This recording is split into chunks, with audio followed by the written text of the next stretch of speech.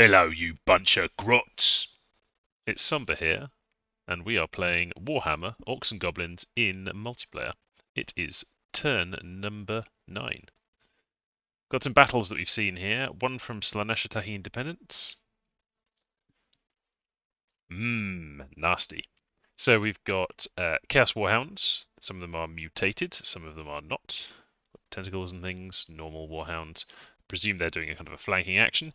And then we have the Warriors of Slaanesh, very nasty. This is the shield and sword version, so they'll kind of sit on as a front line and grind through things. And then we have two aspiring champions. Presumably these are looking to get some experience and be upgraded.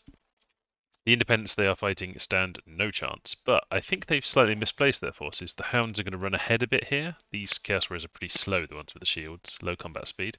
So they may lose some hounds. Let's have a watch. Yeah, so a couple of hounds get killed there by the infantry. The chaos warriors could have done that without the hounds, no problem. No point in the hounds being there, really. 4 hounds lost. It does go to show, those Chaos Warriors, if I'm in a war with Slaanesh, that's pretty much the main force I'm going to have to worry about, is that big stack of Chaos Warriors. Cathedral of Rock, this is us attacking the Zots in their cave. So we're kind of bunched up, and we're going to let them come down. We're going to lose some Goblins there, looks like, but now we'll be able to quickly deal with these guys. Yep. That's pretty much that. Let's just fast forward, and we've got some Goblins running away. Cool. 2 Forest Goblin Archers lost, 6 Goblin Archers lost. Very cheap Goblins, but shouldn't really have lost anything, to be honest.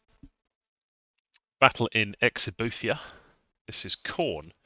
So Khorne, unlike Slaanesh, where Slaanesh is using Chaos Warriors, Khorne is using Chosen Warriors, which are a significant step up. They're sacred, but we're not seeing their bless going off yet. I think we saw some blesses. No, we didn't see any blesses. They have a Rage Smith here as well, and of course Rage Smith's berserk as soon as they go into battle, so they should probably have placed him a bit further back, but he's going to run in and do some fighting. They are quite good fighters. And then they've got a bunch of hunters who are going to be throwing javelins. But basically the Chosen Warriors are going to just destroy everything in close combat. They are very good fighters. And once they go berserk, they start off with protection 22, and they have berserk +2, so their protection can get up to, I think, 23 or 24. But very, very hard to take down. And they have 2 attacks, of course, which is very nice. Yeah, so they chop away. The hunters are reasonable in melee. They're by no means weak. Did they lose that Rage Smith? They did lose a Rage Smith and 6 Marauder Hunters, but they took out a fairly tough thing there. 21 heavy infantry. That's not nothing. We've got some events in the Cathedral of Rock. A Savage Orc boss, through experience of battle, has gained the title of Big Boss. He's taken a step up in the Greenskin hierarchy and will now be a more effective leader, and with continued battles may one day reach the coveted position of War Boss. His ascent has attracted a small number of Orcs and Goblins to your cause, so if he gets promoted and then gets the event putting him up to War Boss, we'll get more stuff, but we do at least get some stuff, and you can see he loses some experience. So that's nice. Our first War mechanic promotion. Unexpected event has occurred in Wood of Many Paths, and there's a bit of a hint here that it's independent now. A bunch of brigands have taken it, so yeah, we have that battle there, which we of course lose because we've got basically no problems defense there. But villains are at least easy for me to deal with. And we've got an event in Iron Range. Another positive event, that's good. A negative and a positive. So we get a few more gems. It's not great, but a few more gems, that's fine. And then we've got another Orc boss promoted, ready to I think that's my prophet. He's ready to be have the event putting him up to be a big boss, so that'd be good. And we got a multi-hero, which is very nice. We've got luck 3, so we should be getting plenty of multi-heroes. Gorbad, the Orc Great Shaman, mounted on the back of a wyvern or wyvern. So let's have a look at him first. Very nice, having a very mobile flying priest level 3. Lots of hit points, okay stats, good paths, very nice paths for thugging, really. He can do, Soul Vortex, Phoenix Pyre, Personal Regeneration, and a few other bits and pieces, all very nice. And being able to fly, very strong, of course. Also having recuperation, tons of hit points. Yes, very nice indeed. This is where having enchantment level 2 is nice because we do have personal regeneration and that with skeletal body is what he will be casting when he is in battles. So what's our plan this turn? Well, we are going to take a few more provinces. We're going to go expanding over here into this Archers, Militia, and Light Infantry. Hopefully we don't get a bump. We might do, because we know Athel Lauren is over here. I suspect their cap is probably here or here. So Athel Lauren in this direction. But we're going to try and take this, and we'll see. Hopefully no bump there. That isn't in the Slaanesh cap ring, but it is very close to them, as is this. So we are kind of surrounding Slaanesh here. And you can see down here we are attacking the throne. So the throne is being attacked by our new Great Shaman on his Wyvern. And he is bringing with him 3 chariots. We also have 4 chariots. Just count the wheels, easiest. And these are all on hold and attack rear. And they've also got 3 boar boys. So we've got an okay little flanking force going there. And then going along in the middle, we have our god, Gorgzilla, who is of course doing skeletal body attack closest. And he is backed up with how many war boys is that? 10 war boys, a big un, and then a bunch of savage orcs and an orc boy, and of course a bunch of ko-oni. So not the strongest force in the world. I'm expecting to take some casualties here, but I really was sick of waiting around, and I just want to go after that throne now and get in position. And it's partly because I'm probably going to attack Slaanesh, and having attacked this throne gives us access to these provinces. Not just this one, which we otherwise have access to attack. We have access up here with these orcs to this province. If we move over here, we'll be able to move here. We can't quite get to the cap that way, but it's another move we can make. So yeah, potential attack on Slaanesh in the future. Our Ictiads are still building up. We are taking this province back, and for that we are using these war boys and orc boys and so on, but we are not blessing them because I don't think I'm going to need to beat up 40 villains. I might take a couple of casualties, but it's fine. I don't want to waste my shaman's time with that, because if I am going to attack Slaanesh, I need stuff over here. So I'm going to take my shaman, and he is going to move with these 4 boar boys back to my capital, just getting ready to move more stuff. In my capital, I am recruiting another orc shaman and some more chariots and some more war boys, because we're expecting to maybe have to fight those chaos warriors, and that's what the chariots can be useful for. So, bits and pieces going on there. We have found Nagarons down here. This is their capital. If we had tried to make the crossing here and ended up here, we would have been in their cap circle, so that would have been bad. So I'm glad I didn't go into those barbarians at any point. We'll just leave that to them. They're going to be a real problem, Nagaron, and I think I might want to open relations with them, because diplomatic relations, that is. Don't get any clever ideas. Because they can use their sailing to get all across here, all over this bit. They can sail all over the place. And they're also pretty good at getting underwater, to be honest, so something for us to worry about. But I want to get underwater soon. I really want to get this, there's these 3 provinces, there's these provinces, particularly these 4 here. So yeah, I really want to get that done.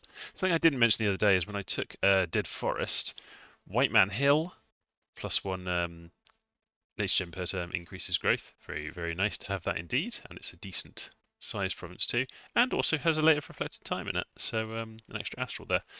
We could do with getting some site searching going, but we're having to just throw everything into expansion and getting ready in case we're going into a war here. I'm really building a lot of stuff up. So a lot of my gold income, which I have had a decent gold income this term for once, haven't had some tax events or anything, has been spent on recruiting more troops. So we've got more orc boys coming in here, savage orc boys.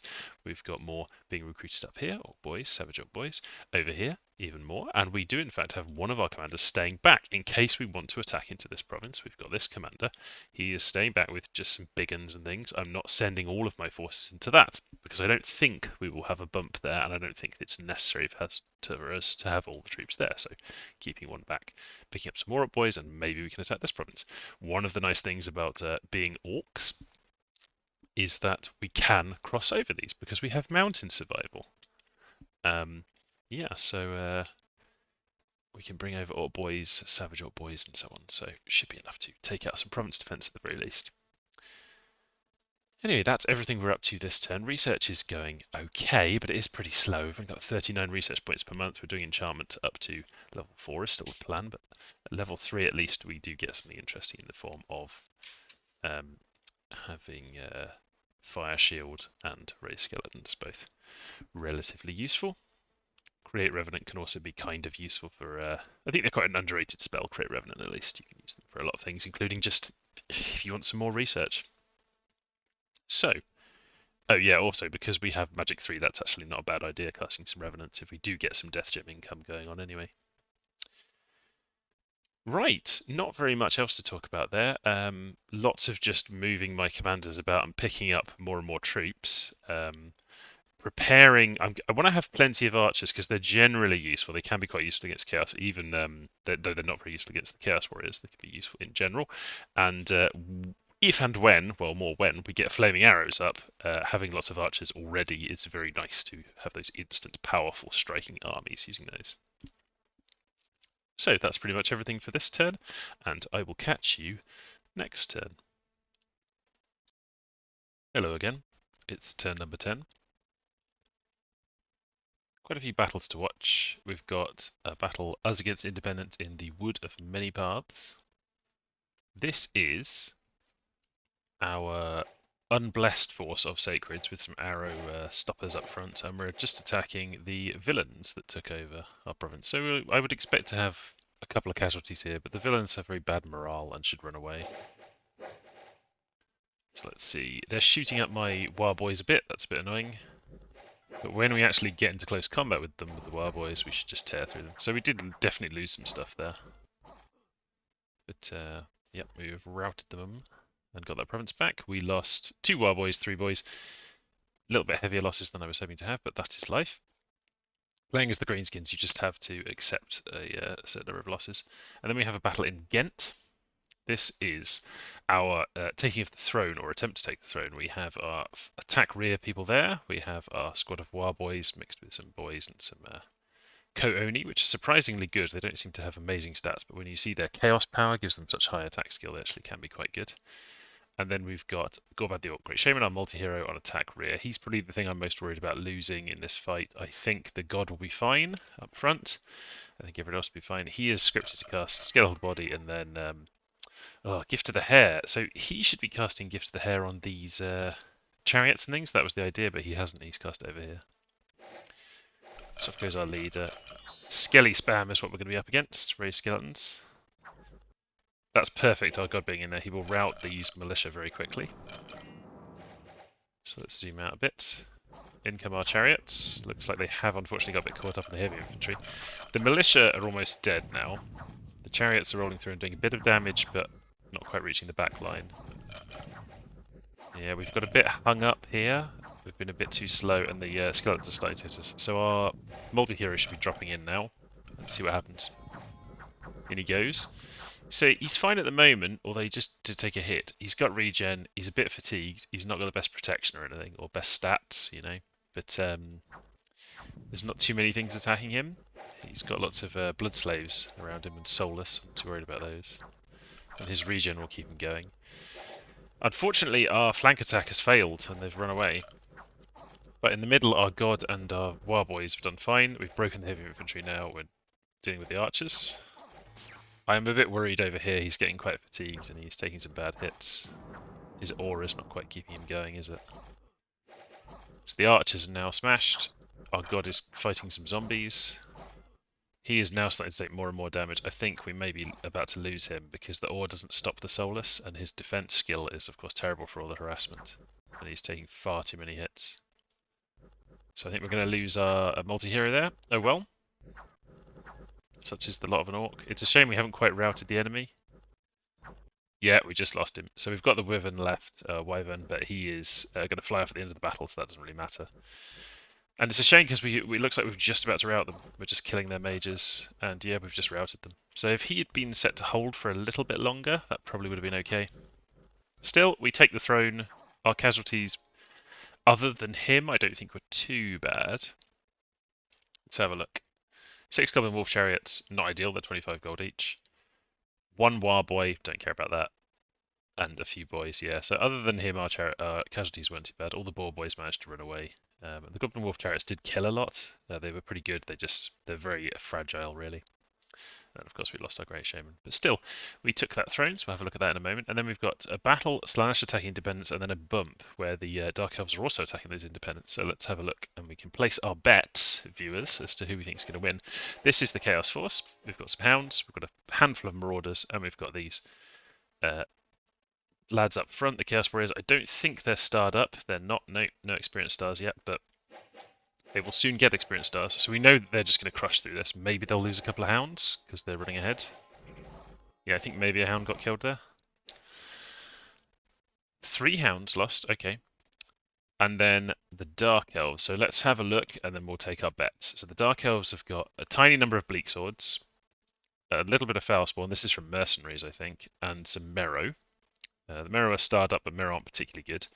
And then we've got a rabble of kind of slaves and things. And then we've got their main force, which is all of these Dark Shards. And the Dark Shards are starred up. They've been doing quite well. So we've got that. That's the Dark Elf force. Slaneshi force. We've got a handful of Warhounds, some Marauders, 2 Aspiring Champions, and this wall of, so 9, 13, I think. Unlucky for some. 13 Chaos Warriors. What do you think? Place your bets now. 3, 2, 1. Let's start the battle.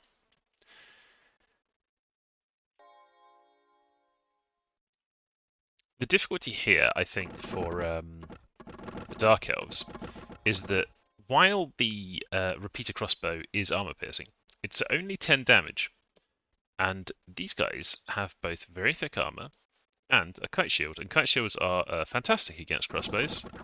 If they'd been the other type of Chaos Warrior, I think they'd be taking a lot worse damage from these crossbows. The other problem is that they just don't really have the melee infantry to hold here. Like, the Merrow will do okay, but you can see they're getting chopped down pretty quick. These Bleak Swords, if they had some more of those, that'd be good, but they just don't. They've got a couple of wounded ones. So I think that these will break through the melee portion pretty quick. The Warhounds have been destroyed, which is what you would expect. And we are seeing some injuries to the Chaos Warriors, but because of their high starting hit points, 15, they're quite unlikely to take afflictions from these hits. So they're not particularly getting softened up too much here. So the main Dark Elf infantry is broken, the slaves are now broken, and we've got this big squad of Chaos Warriors, and now the Marauders are joining in as well, and they are going to crash into these Dark Shards. Dark Shards have good morale, and will hang in there, but in terms of melee, not particularly good protection. Pretty good stats, but their equipment's pretty bad. Just a short sword. Are they going to kill any of the Chaos Warriors on entry with their crossbows? They're pelting them, but... And there we see we got a hit for 12 there, and that is giving an affliction, a chest wound. But they're not killing enough of them. Not doing enough. And then in close combat, they really don't stand a chance. These are starred up now. They've gotten enough experience by this point from killing independents and things. And killing the Dark Infantry. And then we've got the Aspiring Champions, and these really will kill quite a few. And they look like they're on kind of attack rear.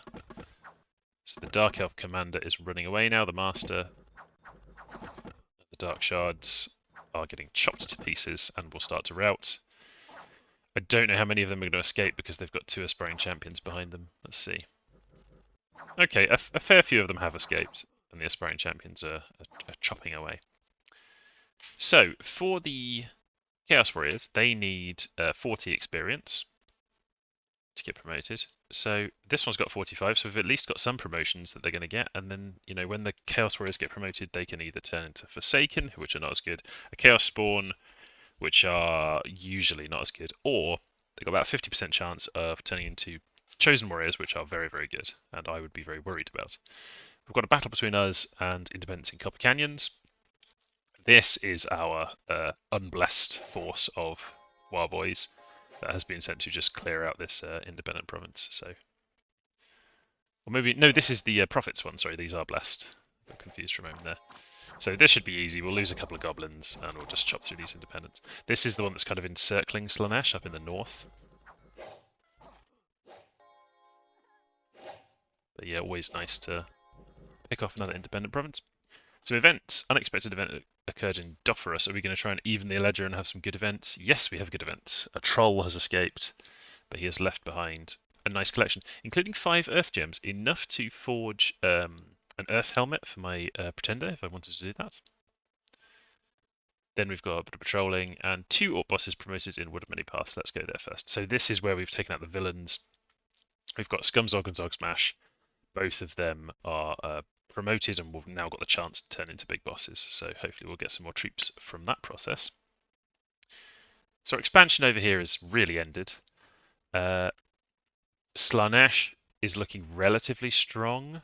You can see multiple, you see the little symbols there mean that a bunch of them got promoted. So we're going to see some chosen warriors and things probably. So I considered, see, I've put in my orders already, I considered launching an attack on Slanesh, but I decided not to. And I can still get away with the fact that it doesn't look like I was really about to attack them because I was moving to hit this throne. The reason I decided not to is that this throne looks vulnerable to me. If I put my forces together, I've got some arrow catchers up front, so little groups of goblins. Not arrow catchers, lance catchers, because there's heavy cavalry there. And then I've got quite a lot of orcs, including, of course, Divine Blessing from my Prophet, and with a bunch of Warboys and some big uns as well. So I think we can take that throne as well, and I think that's probably worth me doing. So yeah, we've taken this, and we're going to take the throne up here. This will put us kind of encircling the Slanesh. There's two reasons I kind of decided this. One is just access to this throne meant I could do that.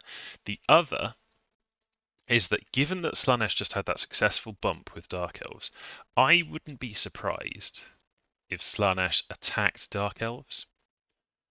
I think maybe they'll take one more turn before they do it. They might attack here, or they could just move straight into the Dark Elves. But I think they might do that instead of kind of gearing up for war with me. I think they might look for that.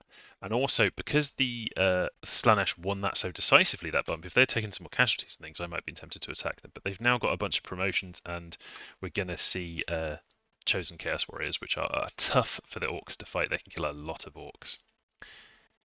Yeah, so that's kind of my thinking there. In terms of other stuff going on, my god is claiming the throne. The throne is the throne of bureaucracy, and the throne of bureaucracy is extremely a double-edged sword for orcs and goblins. So I have Turmoil 3, and I have an automatic turmoil increasing effect in my Dominion. So the fact that Dominion gets order +1, irrelevant. Ignore that. Brings minus 100 gold per turn, so we're going to lose 100 gold income a turn. From this province, we get about 50 gold once we've got rid of the unrest, so we can kind of ignore that. But yeah, losing 100 income per turn, not great. So why am I claiming it? Well, Dominion conflict bonus +1 and spreads Dominion 5 is why. I think I could look at really kind of dumb pushing around here. I want my god to have lots of places that he can travel to and keep his bless and be powerful. And yeah, I'd just like to spread my Dominion. So I have decided I'm not going into war with Slanesh at this moment. Taking this throne, going to see what this throne is up in Rame, and maybe we'll get something good from that. Take a little bit of an income hit there, oh well, and see our Dominion spread. The other thing I'm doing this turn, apart from just kind of recruiting things, is I'm building some palisades, my first additional fort, and building that in Dofferos. There's not an ideal place to build it. I was considering various different places. At some point, I want to fort the throne probably, but a lot of these places that I could build a fort, their surrounding lands are controlled by the enemy, or they're going to drain stuff from my capital. And I went with Dofferos primarily because it'll allow us to crank up Ictid production. Ictids aren't good, don't get me wrong, and it's going to be hard going underwater, but we really need to go underwater if we're not going to go straight into a war with somebody. So that's the plan. Build a palisade there, and of course I'll be able to generate Warboys once I put a temple up in there as well, and I'll want to start getting some temples up. But my other objective, of course, is to just push into research, and that's another reason to have a fort, is just to get those cheap research mages using our Magic 3 scales and getting our research up. Research-wise, we're going to continue with enchantment because Flaming Arrows is such a clutch spell for us, so we're just going to keep going with that. We have spotted the Skaven down here in the south. Next to Nuln, and hopefully Skaven and Nuln will end up fighting each other at some point. I'm just keeping my eye on this province to see what happens down there. I haven't really had much diplomacy with the people around me. I'm not really into constantly diploing with people.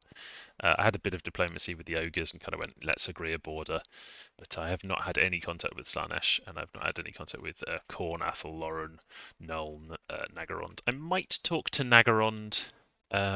Depending on whether they get into a war with Slanesh. If they do get into a war with Slanesh, maybe I would want to potentially offer to come in and nibble some stuff there. Not sure. It's certainly too close to me. I dislike this, but we'll see. Okay, I think that is everything for this turn. Now that I've got those gems, maybe I will be building a hat for Gorkzilla. A thing that I would really like to research is construction level 2 and get the horned helmet on him and things like that. I've got a decent amount of nature gems, so that would be a reasonable thing to do. But do I want to take a diversion away from enchantment 3?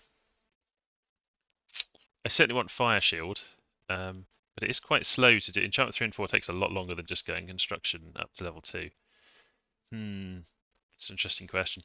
I don't get very many other things from that, but I do get the ability to go underwater. I get water rings. Do I have the water income to do it though? No. I've only got +1 per month.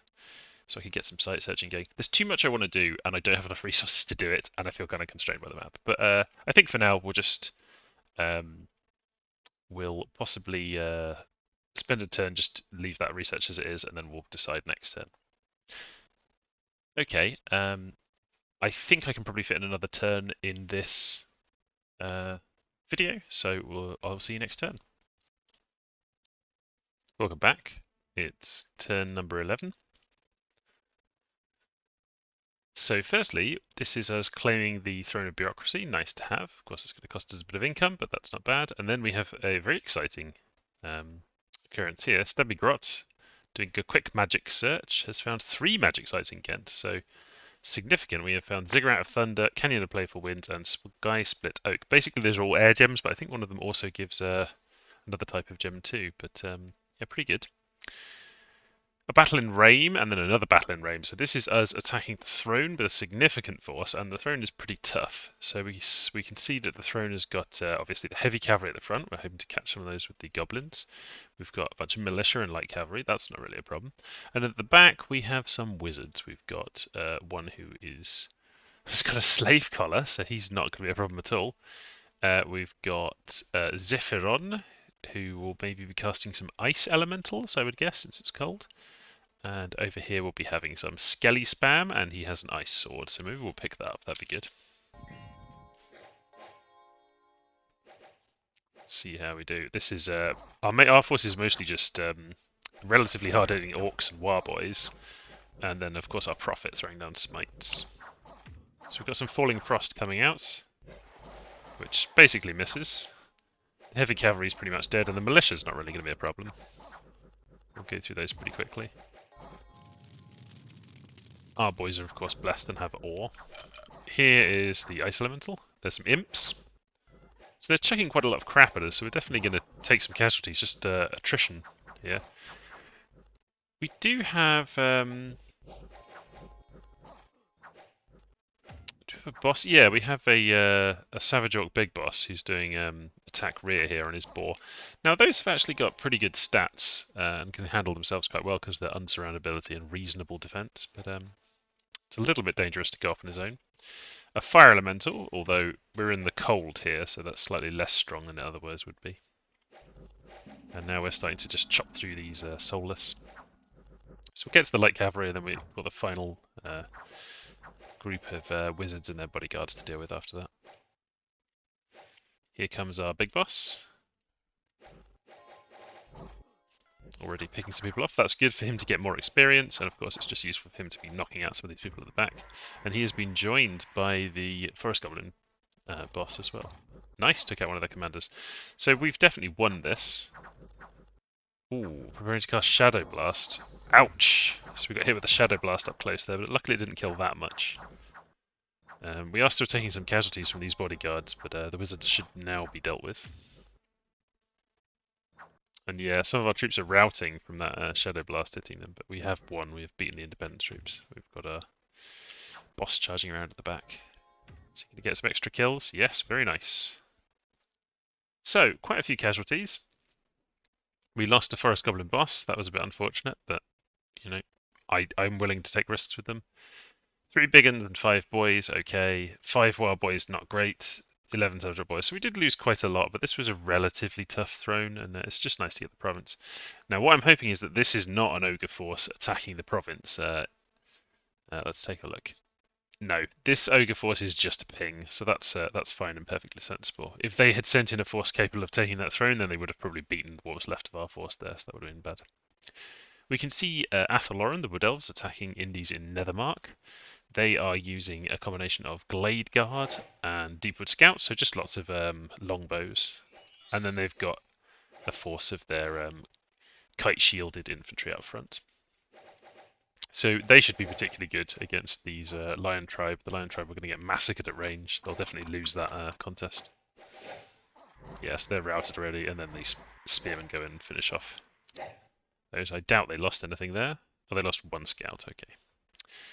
Khorne attacking Indies in the mountains. These Indies, is this Deer Tribe, is it? Or is it, yeah, Bear Warriors, rather, Bear Tribe. So relatively hard hitting, but not very strong overall. They've got a bunch of hunters, and then they've got two commanders who are being guarded by groups of their more elite warriors.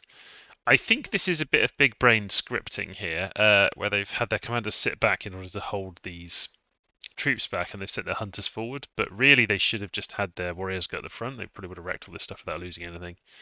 But I think the hunters are going to end up losing something here. Maybe they didn't quite get the timing right. I'm not sure. Let's watch what happens. So a few hunters are getting killed here. I would expect that they'll just win now because the champions and their warriors will just slaughter everything. And hunters aren't bad in combat. Yep, they lose 7 marauder hunters. We've got Nuln attacking Indies in the Great Dunes. Our scouts in good places just to watch some of these fights. It's pretty cool. So we've got Wolf Tribe archers, and then a little bit of a shaman casting just a few skeletons. And then Knights of Sigmar's Blood, which are their paladins, their holy knights, and then they've got a demigryph or two in there as well. These are very nasty because they have this armor-piercing attack.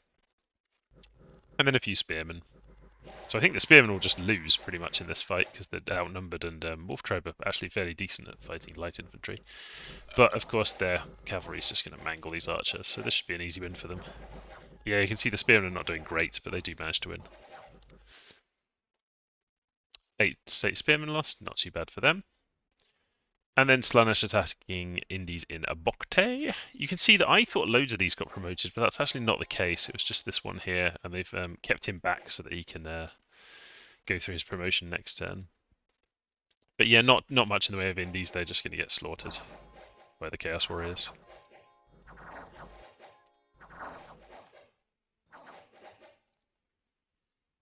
So yeah, slightly less bad situation with Slaanesh, but certainly they will all be getting promoted if they carry on like that. We've got an event in the Swamp of Forgetting, which is an Orc boss has gone up to a big boss, and we get some troops. The same in Rame, this is our Prophet, has become a big boss. And then another event in the Swamp of Forgetting, we get a lab, so another nice, good event. Astropers, Death Gems, Nature Blood Slaves, and a Sword of Swiftness. That's absolutely crucial. Sword of Swiftness is a really nice item. It's got good stats. It's got 2 attacks, and it goes very well on a Titan, which of course we've got. And then 2 units were promoted in Rame. So we have also seen promotions of where are we? Mekrot has been promoted, and I think maybe the other Forest Goblin was promoted but is dead. Oh no, it's the Savage Orc Big Boss Rising. So he actually, Grimdreg, could now be promoted into a War Boss. There's a chance of that happening each turn. So what are we doing this turn? Well, I think I am not going to be launching an attack on Slaanesh. I could launch one this turn, but I think I'm not going to. Partially because I just want to wait another turn to kind of build some stuff up, and I want to get my god back to pick up that sort of swiftness potentially. And I was wondering if I could. I think I can't really forge him anything else that'd be useful. It would be nice to have something else to forge him. So what I thought I might do here is we've nearly got enchantment level 3. If we want construction level 2, I think we'll go for enchantment level 3 and then we'll switch this over. We'll do construction up to level 2 because I want the stuff to take us underwater, and I'd also like to give a horned helm to my god. And then after that, probably going to go for enchantment level 4. But I think enchantment level 4, or we could do conjuration. I would very much like to have Phoenix power, obviously, for casting. Flaming arrows is very helpful. The lesser elementals are really good, and earth power is very useful for our god to give him a bit of reinvigoration. But I think enchantment level 4 is still really what we're after. So at least we're getting a bit of our research kind of going here, but we're presumably a bit behind others. We have got a palisades building over here with the Ictids, and I am building another palisade over here on this throne in Ghent because it's got all these lovely sites. This is just such a high value one for us, and it's a throne, and we're probably going to end up in a war against Slanesh, where a fort there will be useful. So I've started building palisades there, doing a bit of patrolling. Our god is moving back to the lab at Iron Range. You can pick up the Sword of Swiftness and do some other stuff there. Then we also have more troops here, which we could reposition if we did want to attack Slanesh. It wouldn't be bad to have them down here at Ghent. So I'm considering moving some of those, but I would rather have some military leaders do it and just keep my research going at the moment. So we've got a Zog Smash here. Zog Smash, this is all of the stuff that I got free for him being promoted. Yeah, it's all this stuff. So we get a bunch of Orcs who are going with him. And then we've got some Goblin Archers and Orc Archers, and then just some Goblins. So not very many free troops, but any number of free troops is better than no free troops. Always nice to have free stuff. So I think Zog Smash is going to move in here and help move all of this stuff out. And they're decent combatants themselves, or big bosses. They can get promoted to war bosses, which you get a lot more free stuff. And then we've got Scumzog, who is also up for promotion. Still got some troops. He is going to start moving them back. So I'm going to come back here to this lab, just moving things back slowly. Still building one active there, but I'm a bit short on gold this turn, so I couldn't do it because I'd spent the money over here on this palisades. And we'll probably do a temple here quite quickly as well. Yeah. So we're going to want somebody over here to help build this palisades instead of the shaman having to do it. Do we have anyone spare? Got a lot of our commanders up here. I think ideally we would just use a scout or something, but I don't have any spare at the moment. So I think what I'm going to do is I think I will move troops out of here now. I'm going to move with these. This can carry 25. Yeah, so I'm going to send I think just one of my mini goblins that has less research. They've got 9 research, 13 research. Yeah, so let's just take Spike Snick. He can move some troops over there. Yeah, and we are leaving the rest here to guard this, and Gorgzilla on his own is moving back here, and he'll pick up some troops too if he wants to. Up here, we're just doing some patrolling. This group basically of goblins is just going to go around and patrol everywhere that we've got some unrest. Just pick off that unrest because our dominions are very bad at getting rid of unrest. So it's nice to have a group specifically doing that. And then I think up here with this throne, we're going to want some forces to come down here so they could potentially attack Slanesh, but also we want to just do a quick patrol of it. So what I'm going to do, so we've got another promotion here, so we get some more free orcs.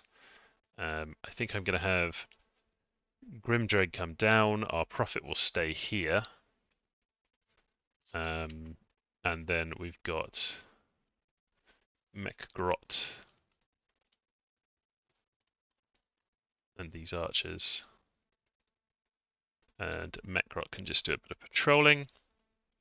And Bogdrinker is wounded, and we need some more commanders down here, so I'm just going to send him back, and he can pick up. There's a few orcs that have been left behind there. He can go and pick those up. So just moving stuff around this turn and building a bit of infrastructure. It's not a terribly interesting turn, but it's very nice that we have the Sword of Swiftness. I'll show you that in a second. And Grimdreg is going to move back down here with these troops, which are capable of passing over this mountain pass. I had my scouts looking around before, and they have put a reasonable amount into Province Defense. They're not on like Province Defense 1 in places, so I will have to send forces capable of beating some amount of Province Defense. They're being somewhat careful. More careful than me, I would say. I imagine that the Slaneshi forces here are going to move up into this province. Even though they're heavy cavalry, I imagine they are going to do that rather than go here. I don't know what's there, but because they want to protect, they want to take their cap circle and protect here against Athaloran and against me, so I imagine they'll be moving up there. Down here, I'm not really picking up anything in particular. I guess I could go down here and look and just kind of keep an eye on this border, and then I can move and have a look around here with this scout. And Khorne, I imagine, are going to want to take their cap circle. They've kind of gone around the edge to secure their territory, and then they're going to fill back in their cap circle, which is a perfectly sensible thing to do.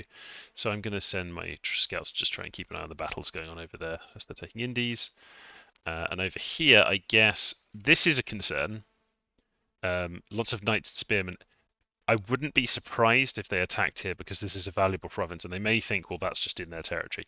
If Nuln attacks us there, it's on. It's on like Donkey Kong. I will be going after Nuln for sure, and I will try and get peace with other people. But let's just allow ourselves to be a bit reactive there.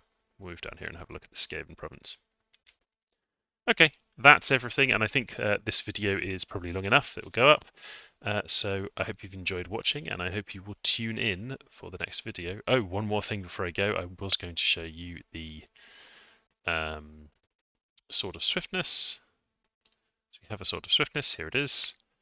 You can see the stats are good. Defense is nice to have always, and 2 attacks is the crucial thing. So you can obliterate 2 stuff if you are very hard hitting, which of course our god is. So Gorgzilla would do well to have the Sword of Swiftness, and since we have no shield or anything at the moment, I'd probably give them the Sword of Swiftness and the Axe of Hate to just let them put out a bunch of attacks each turn. And maybe get some more repels and things off. Right, that's everything for now. I will catch you next time.